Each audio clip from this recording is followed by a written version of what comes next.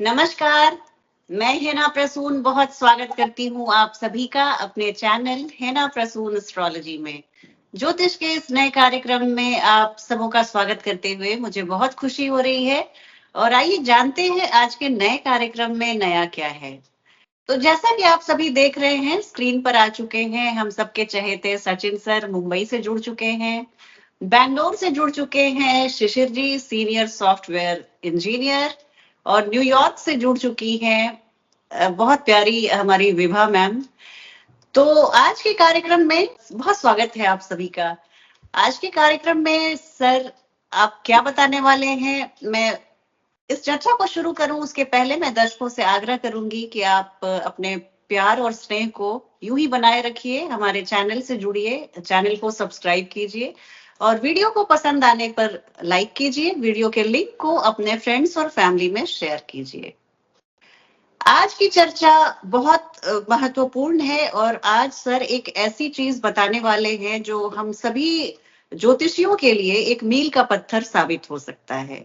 आज सर बात करने वाले हैं सुदर्शन चक्र के बारे में। इसके बारे में जब मैं भारतीय विद्या भवन मुंबई में पढ़ती थी तो हमारे प्रोफेसर ने बताया था कि इसे बुल्स आई कहते हैं। ये कुंडली का बुल्स आई है और अगर इसको आपने रीड करना सीख लिया, डिकोड करना सीख लिया, तो आप अपने जीवन के घटनाओं को बहुत ही एक्यूरेसी के साथ प्रेडिक्ट कर सकते हैं। आज हमारा सौभाग्य है कि सर हमारे साथ इस चर्चा पे शामिल हैं और इस बिंदु पे प्रकाश डालने के लिए पूरी तरह से तैयार हैं। सर आपका बहुत स्वागत है। सुदर्शन चक्र क्या होता है सर? अगर बहुत सिंपल लैंग्वेज में मैं समझना चाहूँ तो आप कैसे बताएंगे? सबसे पहले तो आपके सभी दर्शकों को बहुत बहुत प्यार, बहुत बहुत नमस्कार कि उन्होंने हमारे जो भी वीडियोस हमने अपने सक्षम अनुसार उन तक पहुंचाए हैं उसके लिए उन्होंने बहुत स्नेह और प्यार दिया है। तो बहुत बहुत धन्यवाद सभी का। और हिना जी, आज का जो टॉपिक आपने चुना है जी, वो बहुत ही महत्वपूर्ण है, बहुत महत्वपूर्ण और बहुत ज्यादा इंटरेस्टिंग है।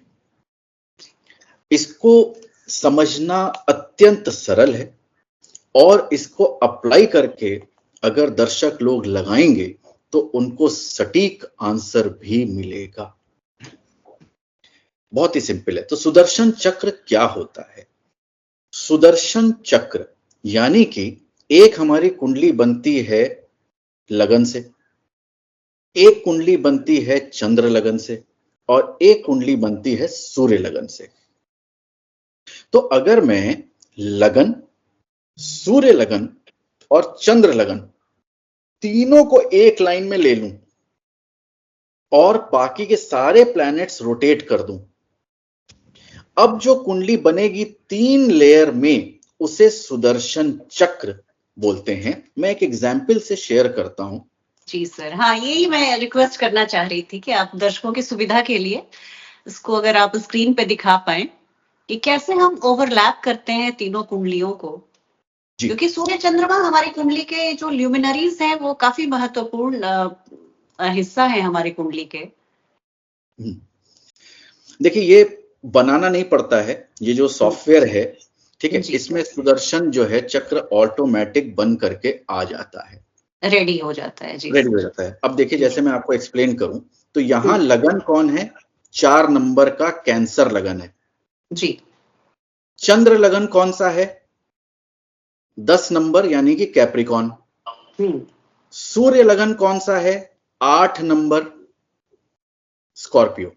जी। तो 4, 10 और 8 ये 3 याद रखिए, यानी कि कैंसर, कैप्रिकॉन और स्कॉर्पियो। जी। अब आप देखिए, यहां पे देखिए कैंसर, इसके ठीक सामने कैप्रिकॉन और इसके ठीक सामने स्कॉर्पियो। जब तीनों लगन को हमने ओवरलैप कर दिया तो अब कैंसर में जो है शनि है, कैप्रिकॉन में चंद्रमा है और स्कॉर्पियो में सन एंड मरकरी है। अब आप चार्ट में देखिए, कैंसर में शनि है, कैप्रिकॉन में चंद्रमा है, स्कॉर्पियो में सन एंड मरकरी है। तो जब तीनों लगन को हमने ओवरलैप कर दिया तो सारे प्लैनेट्स इसके अकॉर्डिंग रोटेट हो जाएंगे, घूम गए जी, घूम जाएंगे। तो घूम करके वो तीनों जो हैं वो अलाइन हो जाएंगे। अब हमने लगन अलाइन कर दिया, उसके बाद ये बाकी सारे प्लैनेट्स अलाइन हो जाएंगे। इस तरह से ये जो कुंडली बनती है, इसको सुदर्शन कुंडली या सुदर्शन चक्र इसको बोला जाता है।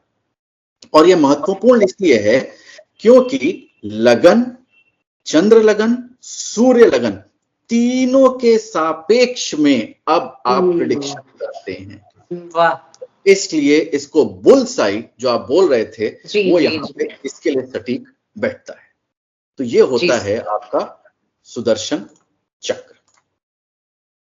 तो सर यहाँ मैं आपसे ये पूछ सकती हूँ कि क्या इससे हम दशा भी कैलकुलेट कर सकते हैं? विभा जी, बहुत ही महत्वपूर्ण सवाल है। और दशा जो है, हम सब ने जो है विंशोत्तरी दशा करके सुना है, जो यूनिवर्सली एक्सेप्टेड है और सबसे बेस्ट मानी गई है। लेकिन सुदर्शन चक्र में भी मेथड दिया हुआ है कि आप इसमें से दशा कैसे बना सकते हैं। मैं कोट करना चाहूंगा चैप्टर 74 बृहत पराशर होरा शास्त्र का 74 नंबर का चैप्टर सुदर्शन चक्र के ऊपर डेडिकेटेड है। और उसमें उन्होंने बहुत क्लियर कट लिखा है कि इसमें से आप महादशा कैसे कैलकुलेट करें। तो मैं आपको बताता हूं इसमें महादशा कैसे कैलकुलेट होती है। मेरी स्क्रीन शेयर हो रही है हिना जी? जी सर, बिल्कुल। मुझे लगता है सर, अगर आप इससे महादशा निकालते हैं तो ये तो बहुत सटीक घटनाओं का वर्णन करती होंगी। करेक्ट, बिल्कुल सही कहा आपने। इसीलिए इसको तीनों लग्नों को अकाउंट फॉर किया है। जी जी जी जी जी जी जी जी। अब आप देखिए, ये लगन है, एसेंडेंट लिखा है। जी सर। ये पहला घर, ठीक है, फर्स्ट ईयर के लिए एसेंडेंट बनेगा। दूसरा घर दूसरे साल के लिए एसेंडेंट बनेगा। तीसरा घर तीसरे साल के लिए एसेंडेंट बनेगा। चौथा घर चौथे साल के लिए। पांचवा, छठा, सातवां, आठवां, नवां, 10वां, 11वां, 12वां। तो ये जो साइकिल है, हर साल एक घर एक लगन बन जाएगा। यहां पे इसको जो है हम लोग दशा के फॉर्म में लेते हैं। हर साल एक ग्रह, एक घर जो है वो दशा बन जाता है। और 13 से 24 फिर हम आगे रिपीट करेंगे। 13 से 24 13वें साल में फिर से पूछने का मतलब है कि फिर तो आप कह रहे हैं कि 13th ईयर जो है वो हमारा फिर से ये लगन पहला घर बन जाएगा, ये आप पूछना चाह रहे हैं शिशिर जी? जी जी जी। ओके, नहीं, ऐसा नहीं होता है।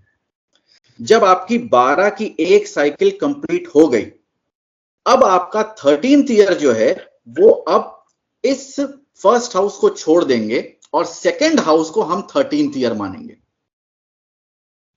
तो ये 13, 14, 15, 16, 17, 18, 19, 20, 21, 22, 23, 24 यहां खत्म होगा। अब 25th जाना है तो हम इसको छोड़ेंगे सेकेंड हाउस को, और फिर यहां पे हम गिनेंगे 25th।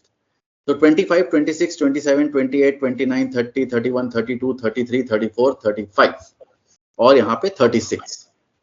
इस तरह से यहां पे पूरे हर एक साल के लिए एक एक एसेंडेंट बनता है। इसमें कोई कंफ्यूजन है या ये क्लियर हो गया अभी? ये बिल्कुल क्लियर है सर। ठीक है, इसीलिए आपकी कोई भी साल, हर साल एक अलग एसेंडेंट बन जाएगा, तो हर साल अलग तरीके से बिहेव करेगा। अदरवाइज क्या होगा कि वो 13वें साल से तो कहोगे भाई सेम पैटर्न क्यों नहीं रिपीट हो गया? लाइफ रिपीटेटिव हो गई है जी। लाइफ रिपीटेटिव होती नहीं है, इसके लिए अब एसेंडेंट बदल जाएगा। ठीक है, वेरी इंटरेस्टिंग। तो सर ये जैसे कि आपने वेरी फैसिनेटिंग इंडीड।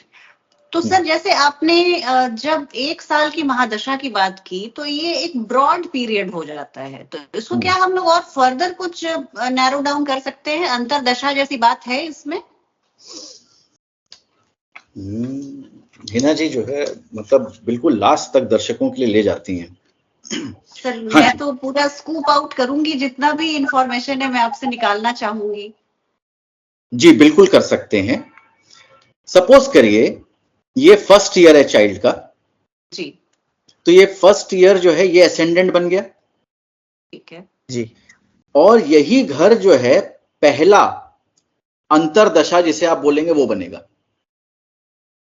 फिर ये जैसे विंशोत्री में सेम महादशा में सेम अंतरदशा चलती है। हाँ जी हाँ जी हाँ जी, तो ये जो है आपका असेंडेंट बन गया और इसी घर की अंतरदशा बन गई 1 महीने के लिए।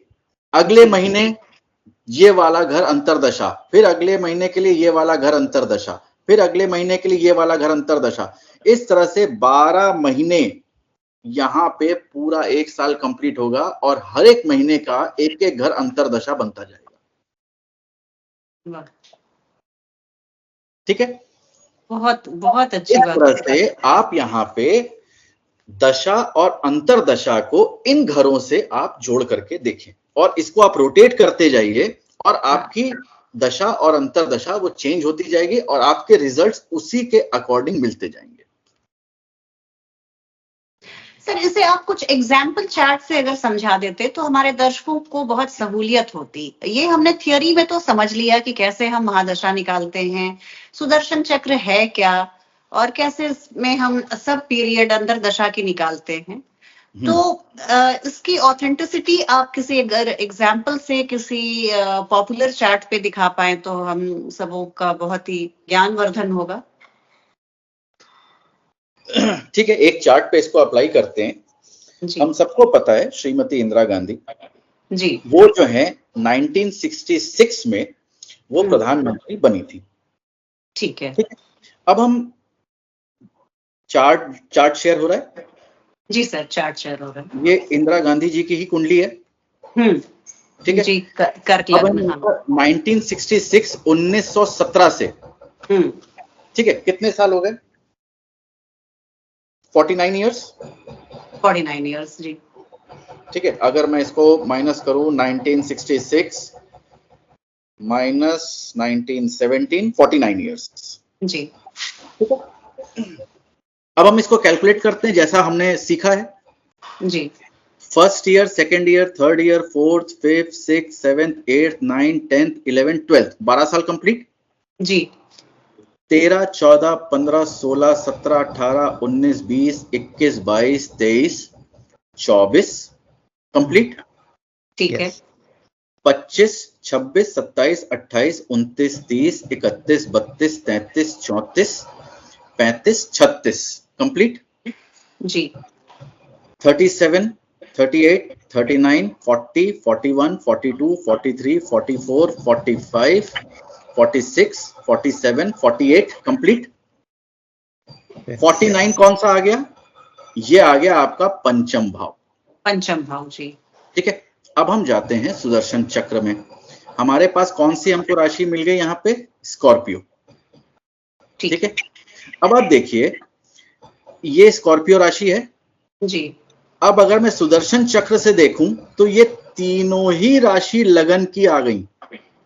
वाह, स्टेटस को राइज देने वाली सूर्य, चंद्रमा और लगन, और लग्नेश जो है कैंसर के वो भी इंक्लूडेड हैं। ये तीनों एक लाइन में हैं। जबरदस्त पीरियड यहाँ पे अभूतपूर्व पीरियड मिला इनको। और अगर मैं इसको लगन बना लूं अब, ठीक है जी। जैसे ही मैंने लगन बनाया, अब आप देखिए यहाँ पे लग्नेश 10th हाउस में आ गए। 10th हाउस सामने जनता का भाव, जनता का भाव। और आप देखिए एक्सचेंज मिल गया। सूर्य 10th का लॉर्ड लगन में और स्कॉर्पियो जो है यहाँ पे 10th हाउस में। एक्सचेंज ऑफ फर्स्ट एंड 10, उच्च कोटि का राजयोग। लघु पराशरी के अंतिम 2 श्लोक से राज सत्ता के प्रतीक सूर्य ने उन्हें राज सत्ता दिलाई, राज सत्ता दिया, सूर्य ने दिया, सर्वोच्च पद दिया, और उनको आयरन लेडी मार्स लग्न में शनि जी वो यहां से उनको दिया। शनि जो था वो उनके लक के भाव में आकर के लक को पूर्णतः स्ट्रॉन्ग किया। पाप ग्रह होते हुए, कर्क लग्न के लिए अकारक होते हुए भी। करेक्ट, जी ठीक है। और मरकरी आपका 11th लॉर्ड इच्छा पूर्ति पूरी करवा करके दी। इतना सिंपल सा मेथड है, और अगर दर्शक लोग इसको लगाते हैं अपने विभिन्न अलग अलग इवेंट्स के ऊपर और उसको देखने की कोशिश करते हैं, तो उनको समझ में आएगा कि कितना सटीक जो है बृहद पराशर होरा शास्त्र में लिखे हुए एक एक सूत्र एक एक डायमंड की तरह हैं। इतना सिंपल है, कुछ और जानने की जरूरत नहीं है। सिर्फ एक इस छोटी सी चीज को प्रैक्टिस करने से आप करेक्ट इवेंट्स को प्रिडिक्ट कर सकते हैं।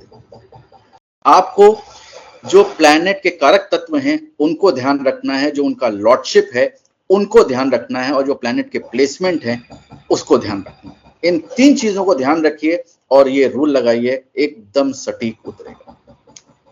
Wonderful, wonderful, simply superb sir. मुझे लगता है कि आज के कार्यक्रम को दर्शक इतना सराहेंगे और ये उनके इतने काम आएगा। इतनी सरल भाषा में आपने सिखाया है। दर्शक कमेंट में भी लिखते हैं, आपके समझाने का तरीका, आपकी आवाज, ये सब उनको बहुत भाती है। और बहुत आभारी हूँ सर, आपने सुदर्शन चक्र जैसे दुरूह विषय पे प्रकाश डाला और उसे सरल बना के हम सबों के सामने अपने परोसा। आप सभी का इस कार्यक्रम में हिस्सा लेने के लिए मैं हृदय से आभारी हूँ। सर का, शिशिर जी का, विभा मैम का। बहुत जल्दी आपसे फिर भेंट हो, इसी इच्छा के साथ मैं इस कार्यक्रम को यहाँ विराम देती हूँ। आप अपना ध्यान रखिए। Thank you Hina ji, thank you so very much. आप जब जब बुलाएंगी याद करेंगे, हम ऐसे ही कुछ रोचक जानकारी जिससे कि दर्शकों को बहुत सारा फायदा हो सके, ज्ञानवर्धन हो सके, लेकर के आते रहेंगे। और ये विराम नहीं है, ये अल्प विराम है। कॉमा है सर, बिल्कुल कॉमा है, वो भी बहुत छोटा सा कॉमा है। तो ये कंटिन्यू रहेगा। और बस दर्शकों से यही अनुरोध है कि वो अपना प्यार, स्नेह इसी प्रकार बनाए रखें। बहुत बहुत धन्यवाद। बहुत जल्दी फिर किसी एक इंटरेस्टिंग टॉपिक पे फिर मुलाकात। Thank you sir, thank you ma'am, thank you Shishir. Jai Hind, जय भारत। जय हिंद, जय भारत। भोलेनाथ की कृपा हम सबों पर बनी रहे, यही कामना है जी। हर हर महादेव। हर हर महादेव। हर महादेव।